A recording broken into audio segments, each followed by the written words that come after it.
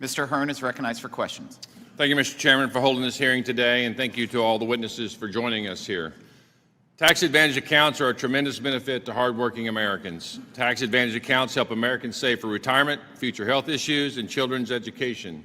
Republicans' Tax Cuts and Jobs Act in 2017 expanded tax advantage education savings account, known as 529 accounts, to include K through 12 tuition. However, Congress can and should do more to help hardworking Americans afford everyday education costs. At a time when inflation is hurting the American people and the dollar is being stretched thin, 529 accounts need to be expanded to make K through 12 education more affordable.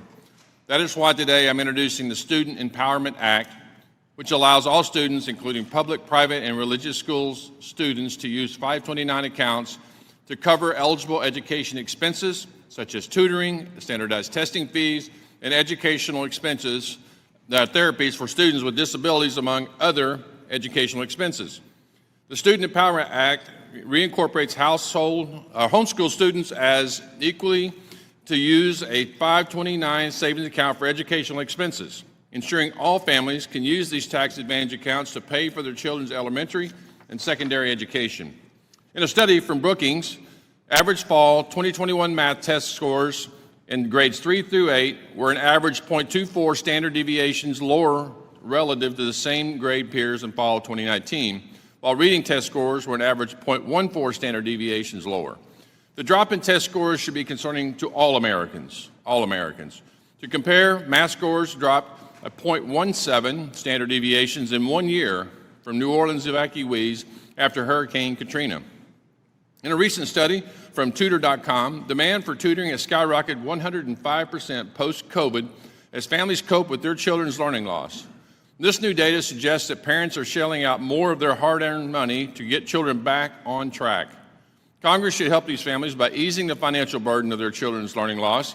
My bill is a step in the right direction, providing families with eligibility to pay for tutoring using a tax advantage 529 plan. Mr. DeAngelis, can you tell us why it's a good idea to expand 529 accounts beyond 12 through K to cover eligible education expenses such as tutoring, standardized testing, fees, and educational therapies for students with disabilities, among other educational expenses? Absolutely. Thank you for the question. Schooling is just one way to get to an education, and some people in the homeschool community would actually argue that schooling in some ways, if it's not done right, could be antithetical to education. So expanding the expenses to allow for maximum customization on the part of the parents is a great step in the right direction towards empowering parents and empowering families to get the best education for their kid. That could be in a brick and mortar school, but tutoring is also, especially with supplemental tutoring, can lead to better outcomes for students as well. So we should allow for maximum flexibility, customization. This is a really good way to do that. And the benefits of these types of programs aren't limited to standardized test scores being improved. That's obviously a benefit.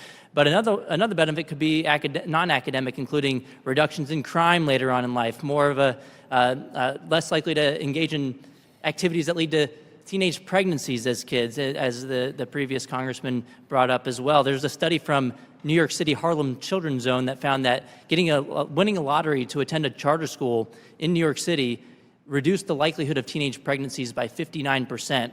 And I've also done a study on the topic from Milwaukee, finding that getting a voucher to go to a private school in Milwaukee, following those students later on in life until they were about 25 to 30 years of age, had huge reductions on the likelihood of them committing crimes, and also reduced the likelihood of paternity suits by about 38%.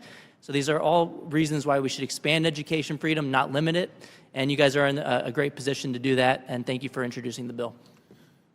I recently read a report that said that you can tie direct incarceration rates back to how people read in the 3rd grade. And so we're certainly not heading in the right direction. We need to do everything in our power to change that.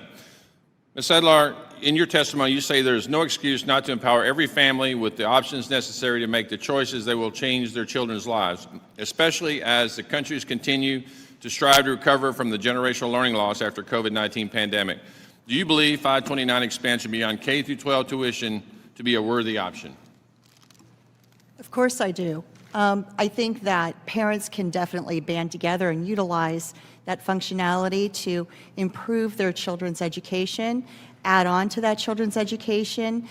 We've had a lot of success in Pennsylvania with some pods that have remained, some hybrid homeschool situations. So allowing those out-of-the-box modalities are critical in assisting our students. Thank you, Mr. Chairman. I yield back.